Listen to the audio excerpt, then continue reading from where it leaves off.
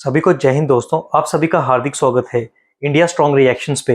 आशा करता हूँ कि आप सभी लोग बहुत अच्छे होंगे। तो आज हम आपके लिए एक लेटेस्ट और एक बहुत ही इंटरेस्टिंग वीडियो लेकर आए जिसमें आप देखेंगे पाकिस्तान की मशहूर और वरिष्ठ पत्रकार आरजू काजमी को, जिनको भारत में बहुत ज्यादा पसंद किया जाता है।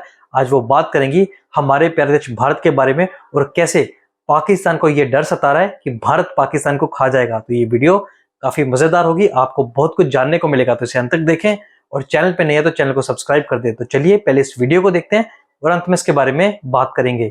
जय हिंद, जय भारत। तकरीबन 79 ईयर्स जो हैं वो हो चुके हैं।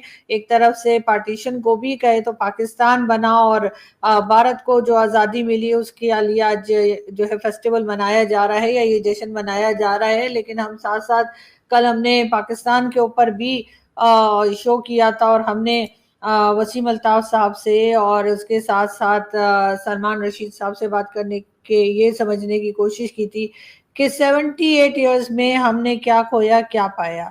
अब एक तो मुझे समझ नहीं आती है, हर साल यही होता है। कभी अब जैसे इस साल हो रहा है, कुछ लोग कह रहे हैं 78 ईयर्स हुए हैं, कुछ लोग कह रहे हैं 79 ईयर्स हुए हैं। अब बहरहाल जितने भी ईयर्स हुए हैं, अब इसके ऊपर क्या कोई बहस करे। लेकिन खैर, भारत में 79 और पाकिस्तान में 78 क्यों बताया जा रहा है ये मैं कभी नहीं समझ पाई, तो अभी क्या खाक में समझ पाऊंगी। लेकिन खैर, तमाम लोगों को ही जश्न आज़ादी की मुबारकबाद, इंडिपेंडेंस डे के लिए मुबारकबाद। और हम हमेशा से यही दुआ करते हैं कि लोग जो हैं वो खुश रहें और एक दूसरे के साथ अच्छे तरीके से रहें। ठीक है, नाराजगी भी हो जाती है, बहुत कुछ होता है। हिंदुस्तान पाकिस्तान में तो खैर हमेशा से ये चलता चला आया है कि कहीं ना कहीं जाकर जो है दोनों कंट्रीज में क्लैशेस भी आ जाते हैं, अटैक्स भी हो जाते हैं, बहुत कुछ होता है। लेकिन आगे की तरफ हमें बढ़ना होता है, आगे की तरफ हमें चलना होता है। और यकीनन जैसे आज मैंने असल में लेट भी मैं वीडियो इसलिए कर रही हूँ कि 2 दिन से जो है कई लोगों ने बहुत दिन से कह रखा था, तो उनकी वीडियोस में भी जाना था। मैं रिबाहा इमरान जो है उनकी वीडियो भी की, उसके बाद शकील चौधरी साहब के चैनल की वीडियो भी की, और अभी कमर चीमा साहब के साथ भी उनके चैनल के लिए भी जो है वो उन्होंने इनवाइट किया हुआ था, तो वो भी मैंने जाकर बात की। तो बात यही हो रही थी कि पाकिस्तान जो है पाकिस्तान और हिंदुस्तान के रिलेशंस को लेकर, और कई जगह पे जो है वो जैसे चीमा साहब कह रहे थे कि हिंदुस्तान पाकिस्तान में डायलॉग होना चाहिए, पाकिस्तान बात करना चाहता है, हिंदुस्तान जवाब नहीं दे रहा। तो मेरा यही कहना था कि हिंदुस्तान जवाब तो नहीं दे रहा, लेकिन बात सारी ये है कि जो लोग पहले से पाकिस्तान से नाराज हैं और पाकिस्तान का ही हिस्सा है, वो चाहे वो बलूचिस्तान के लोग हों, चाहे वो केपीके के लोग हों, पहले पाकिस्तान के स्टेट को उनसे बात करनी चाहिए। आप भारत से बात करने से पहले जो नाराज पाकिस्तानी हैं, जो नाराज पाकिस्तान के अंदर जो प्रोविंसेस हैं और उनके लोग जो नाराज हैं, जिसमें केपीके भी शामिल है, जिसमें बलूचिस्तान भी शामिल है, पहले उनसे तो बात करके दिखा दें। अगर उनका कोई इशू आप सॉल्व कर लेते हैं, उसके बाद भारत से भी बात हो जाएगी। लेकिन भारत से बात अगर आप करते हैं तो क्या बात करेंगे? भारत की तो हमेशा से एक ही डिमांड है, वो तो ना आपसे जमीन मांग रहे हैं, ना आपसे खेती मांग रहे हैं, ना आपसे चावल मांग रहे हैं, ना आपसे चीनी मांग रहे हैं। वो तो आपसे ये कह रहे हैं कि जी जो टेररिज्म यहाँ से की जा रही है, जो टेररिस्ट यहाँ पर हैं, उनके ऊपर आप एक्शन कीजिए। तो क्या उनके ऊपर एक्शन करने को आप तैयार हैं? क्या उनको लेकर आप कार्रवाई कर सकेंगे?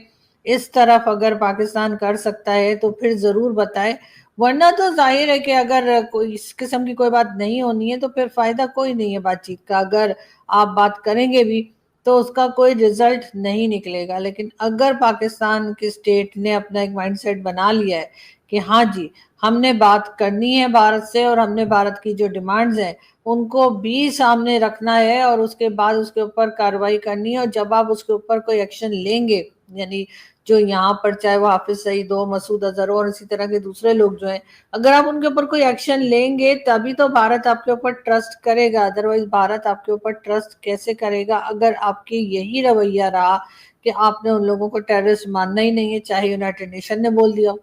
और अगर यूनाइटेड नेशन की बात के ऊपर आपको भरोसा नहीं है तो फिर इस बात का क्या गारंटी है कि जो हमारे यहाँ कहा जा रहा है कि जी ये जो है बीएलए और उसके साथ मजीद ब्रिगेड और इस तरह के लोगों को जो टेररिस्ट डिक्लेयर किया है अमेरिका ने, तो क्या उससे कोई फर्क पड़ता है? इसलिए कि हम तो मानते ही नहीं, जब हम नहीं मानते तो वो क्यों मानेंगे।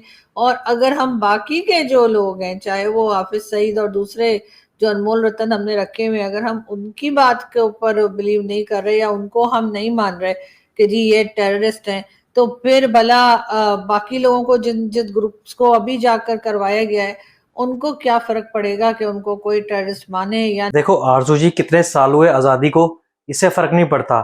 फर्क इस बात से पड़ता है कि आज भारत कहाँ है और पाकिस्तान कहाँ। आज भारत तरक्की की राह पे है और पाकिस्तान जिस राह पे शुरू हुआ था यानी कि जिहाद पे, आज भी उसी पे फंसा हुआ है। क्योंकि वो मुल्क जो मजहब के नाम पे बना था, नफरत की बुनियाद पे बना था, उसका सत्यानाश होना ही तय था। आप कह रही हैं कि पाकिस्तान बात करना चाहता है पर भारत जवाब नहीं देता। किस बात का जवाब चाहिए आपको? हम तंग आ चुके हैं। अगर आपके पड़ोस में एक पागल कुत्ता रह रहा हो तो आप उसको मुंह नहीं लगाते या कीचड़ में पत्थर नहीं फेंकते क्योंकि वो आप ही के कपड़े गंदे करता है। वही हाल है पाकिस्तान का। अगर हम पाकिस्तान को मुंह लगाएं, हमें पता है कि पाकिस्तान विश्वासघात करेगा क्योंकि वो उसकी फितरत में है। पाकिस्तान के खून में सिर्फ धोखा देना और छुरा घोंपना लिखा है, जो कि उन्होंने हर जंग की शुरुआत करके प्रूव किया था। हम काम करने के लिए फिलहाल तो तैयार दिखाई नहीं दे रहे हैं, लेकिन हाँ ये जरूर है कि मैं ये कहूंगी कि पाकिस्तान को चाहिए था कि आज एक मुबारकबाद जो है वो ट्विटर के ऊपर या सोशल मीडिया पर मुबारकबाद जो है वो भारत को दे देते। और ठीक है, ये क्लैशेस हो जाते हैं, ये लड़ाई झगड़े भी हो जाते हैं, और अब होना ये चाहिए था कि पाकिस्तान जो है वो एक तरह से इस लड़ाई झगड़े को थोड़ा सा स्लो डाउन करने के लिए, थोड़ा सा हालात को सही करने के लिए आप जो है वो भारत को आज 15 अगस्त के दिन जो है मुबारकबाद का मैसेज भेज देते। लेकिन बात फिर वही की जा रही है कि जी भारत की तरफ से जी हमें तो धमकी दी गई है, हमारे लोग जो बात कर रहे हैं, और जी ऐसा कह दिया वैसा कह दिया। तो भाई आप कौन से फूल बरसा रहे हैं? कल 14 अगस्त थी और 14 अगस्त को हमारे भी जो प्राइम मिनिस्टर साहब हैं, शहबाज शरीफ साहब, उन्होंने ऐसी तो कोई बात की नहीं जिससे कि भारत को ये लगे कि जी वो भारत के बड़े फेवर में है, भारत की बड़ी तारीफें कर रहे हैं और भारत को बहुत पसंद कर रहे हैं, या बात करना, दोस्ती करना चाहते हैं, जो इश्यूज हैं उसको सॉल्व करना चाहते हैं। उन्होंने तो फिर वही बातें की कि हम ये कर देंगे और हम वो कर देंगे, और हम डैम अगर बनाया गया तो वो उड़ा देंगे, और हम इस तरीके से हमने 6 जहाज गिरा दिए, कभी हमने 5 जहाज गिरा दिए।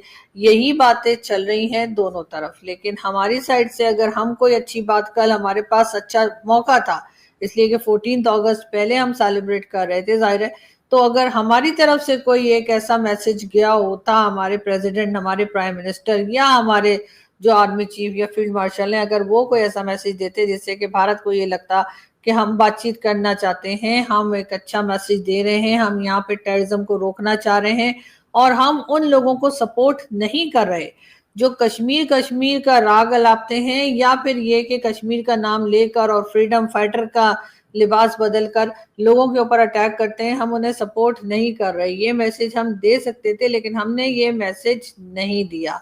उसके बजाय हम वही अपना पुराना राग अलापते रहे कि जी भारत जो है वो हमारे ऊपर नजर जमा के बैठा है, भारत में ये कर रहा है, भारत हमारे खिलाफ वो कर रहा है, अगर उन्होंने अटैक किया तो हम उनके दांत खट्टे कर देंगे, और हम इसी किस्म की बातें जो हैं वो कल हमारे पॉलिटिशियंस और हमारी स्टेट की तरफ से आते रहे।